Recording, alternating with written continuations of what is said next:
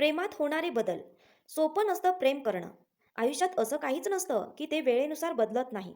जसं की प्रेम असो किंवा व्यक्ती. जी व्यक्ती तुम्हाला तुमच्या दुःखात न सोडण्याची वचन देते, तीच एक दिवस हळू बदलत असते. बोलायचं नाही म्हणून कारणं देत असते. कारण तिला आपला कंटाळा आलेला असतो. ती असे एकदम सोडून नाही जाणार. कारण तिला माहीत असतं, समोरचा त्या गोष्टी सहन नाही करू शकत. स्वतःला काहीतरी करून घेईल. मग ती केवळ बोलायचं म्हणून बोलत असते. कारण बोलण्याचा त्या व्यक्तीला कंटाळा आलेला असतो. ते प्रेम नसतं, तो केवळ वेळ जात नाही म्हणून एक आपल्या भावनेशी खेळलेलं एक टाइमपास किंवा फसवणूक असते. सोपं नसतं प्रेम करणं.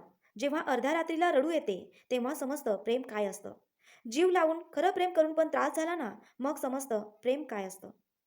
लांब राहून फक्त एका मेसेजवर नातं असतं आणि ते सुद्धा बंद झाल्यावर समजतं प्रेम काय असतं.